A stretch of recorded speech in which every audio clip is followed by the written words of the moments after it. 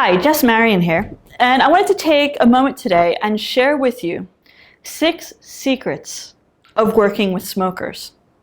Over the last few months, myself and Sean and Sarah have had a number of hypnotists online and in person ask us, how do I work with a smoker? I had a smoker call me, what do I do? And it got me thinking back to my early days of working with smokers years ago. And I started to step into what it was like back then, not having had a lot of clients or even a lot of smokers. And looking back, there are key things that I know now that I really wish the younger Jess had known. And specifically, there are 6 key ideas that can make or break any stop smoking session. And I want to share these with you today. The first secret is understanding your prospective client's motivation. When they pick up the phone and call you, the natural response for lots of hypnotists is, oh great, you want to quit, fantastic, come on in. And while the enthusiasm is great, we have to be sure first that the person calling is ready to quit and that they're the right fit for us. And one of the important areas that I'm listening for is, how are they motivated? Are they motivated to quit because other people in the outside world are telling them to, like a boss or a spouse or a doctor?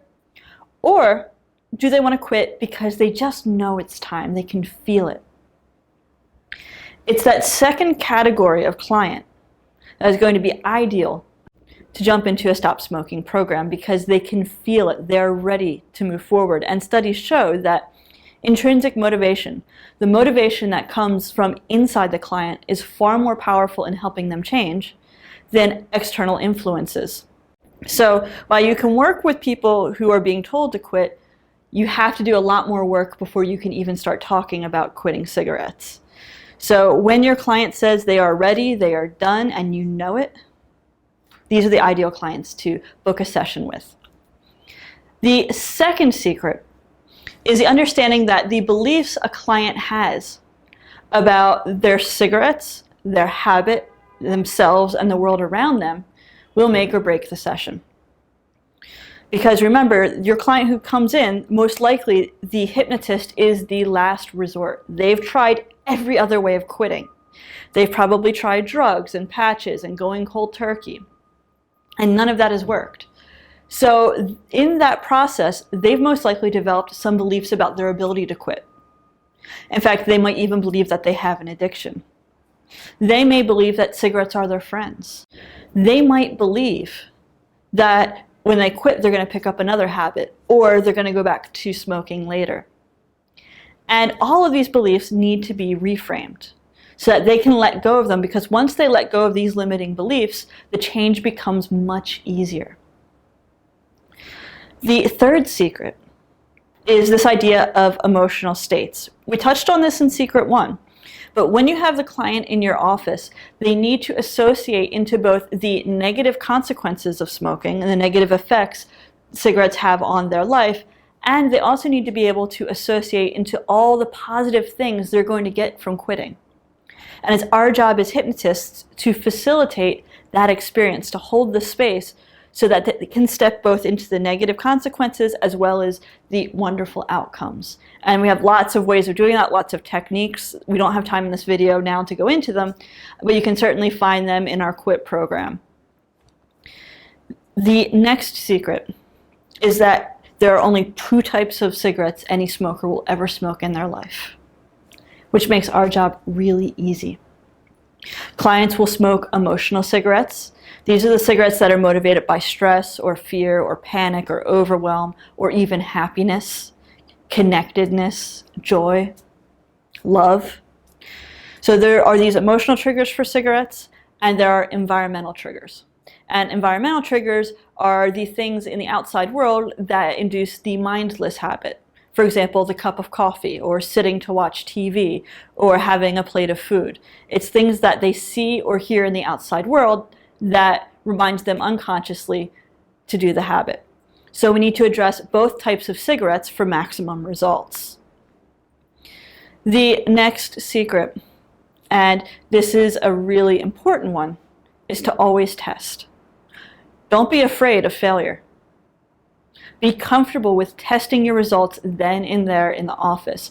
You want to be absolutely sure that they have actually quit. So you're going to be looking for, are they ready to give up their cigarettes? And if they are, how easily do they do it? Do they automatically throw them out and say they're done, or do they do it hesitantly? If they're hesitant, they still have more work to do, which is great because they can come back next week.